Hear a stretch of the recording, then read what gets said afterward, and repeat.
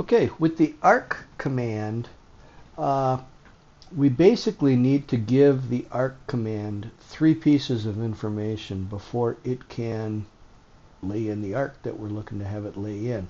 I'm going to go to the keyboard first. A is the keyboard shortcut for the arc command, so I can type in an A and hit enter. And in its simplest form, if you look at your prompt at the cursor or at the command prompt, it's prompting me for the start point of the arc. And once I pick that, then it gives me the prompt for the second point of the arc, or it gives me center or endpoint options. I'm going to ignore the options and just kind of walk through the default prompting. And I'm just going to pick a second point for the arc. And then lastly, it needs the end point of the arc. Based on a first point and a second point, the only other option that we've got at that point is to give it the third point, and AutoCAD lays the arc in based on passing through that second point from the start point to the end point. So that's three pieces of information: first point, second point, end point. If we excuse me, if we walk through the arc command, I'm going to hit enter to repeat the arc command, and notice that to start off with, we can only give it one of two pieces of information. We can either give it the start point, or if you look at your command prompt, we can opt to go into the center option. That's it, only the start point or the center point. Then once we pick one of those, then our next set of options either changes. We've got the second point, or we can provide a center point or an end point. I'm going to hit escape just to get out of here, and I'm going to hit enter to repeat the last command. And this time I'm going to opt to go to the center option. Instead of picking the start point first, I'm going to pick a center point first. And once I pick a center point, then my options change. The only thing I can do after picking a center point is to pick a start point. And once I pick the start point of the arc, then I've only got a couple of different options. I've got a chord length option, or I've got the included angle option. I'm just going to pick a point here and there. We've got an included angle of 124 degrees or 124.8, whatever that was. Doesn't really matter. Realize that the arc command needs three pieces of information. You got a start point or a center point for the first piece, and then your options change based on what options you've chosen so far. All of that is confusing, and so is the arc command. If I go to the pull down in the ribbon, it becomes a little bit clearer. Okay, 3-point method of drawing an arc. That's the first way I've showed you, just a start point, a second point, and an end point. Then here's start point, and once I pick a start point, whether I do one of these three, I have to give it a center point as my next option. And then I've got an end point, angle, or length of chord option. Here, if I pick a start point, and instead of picking a center point, if I pick a end point, then I've got three different options to complete the task of drawing the arc. And these last three down here, center, start, are the same as the first three, but it's just flip-flopping the start and center to center and start. Same options exist. And then we've got a continue option. Let me show you what that is. I'm going to hit escape just to fold up that menu. And I'm going to type in an A, and I'm just going to pick 3 points and have the arc pass through it. Then I'm going to hit enter to repeat the last command. And then at the start point prompt, I'm just going to hit enter. This is a rarely known fact. Not many people know this.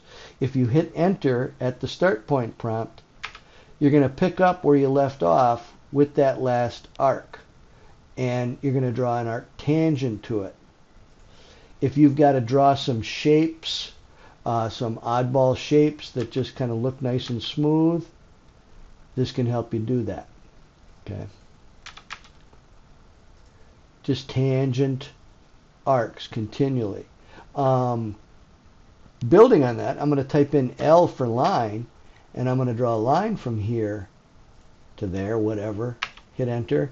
And I want you to understand that the same concept exists for the line command. If I hit enter, to repeat the last command, and then at the first point prompt, hit enter. I'm going to pick up where I left off. Just in case you inadvertently end your line command and you don't feel like going back and picking the endpoint to start it up, enter, enter, gets you back to where you were. Now the cool part is that if I do an arc,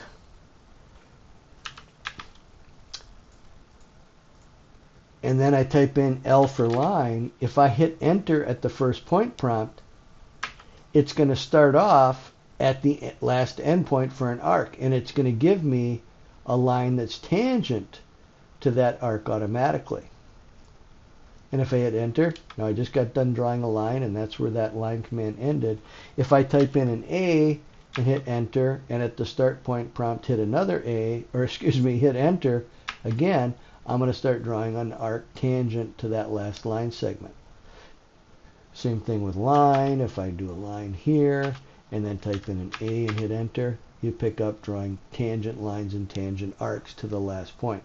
So hitting enter at the start point of the line or the start point of the arc draws tangent to the previous object. I had a couple of examples out here, just some different ways that we can do this. Let's say that we've got this little notched corner that we need to kind of cap with an arc. I can go to my arc tool and I can say, hey, I know where the start point of this arc is, and the center point and the end point. And keep in mind that arcs are typically drawn in a counterclockwise fashion. So I'm going to go start, center, end. There's the start point, there's the center point, and then there's the end point, and I've got that rounded off like that. I'm going to hit enter, and I could pull this down and go to start end angle. I know that's a 90-degree angled arc. I can pick this, I can pick that, and I can type in 90, and we've got the same thing. So, you know, whoops, I'm going to hit escape and then pick that and hit the delete key to erase it. Just play around with these options. They're very confusing. You obviously, or not necessarily obviously, you're going to find one or two ways that you draw arcs, and that's what you're going to have to focus on. You'll probably never do start, center, length of chord. You'll probably never do start, end, direction of tangency. Play around with them. See what you can get out of them. Maybe it'll work for you. Maybe it won't. Let's say we wanted to cap this square off with a 180-degree arc. Again, I can do start, center, end. Start here. Center point is at the midpoint. End it right there. We've capped it off quite nicely. If I do the opposite side, and let's do this backwards now. Normally, arcs get drawn counterclockwise. What I'll do is accidentally pick it backwards. I'll pick this as the start point, that as the center point, and then this. Oh, we want to go the opposite way. If you look at your command prompt down here, it says hold the control key down to switch the direction. So if I hold the control key down, we get it to flip-flop in a clockwise direction instead of counterclockwise direction. So there's some information and ways to use the arc command.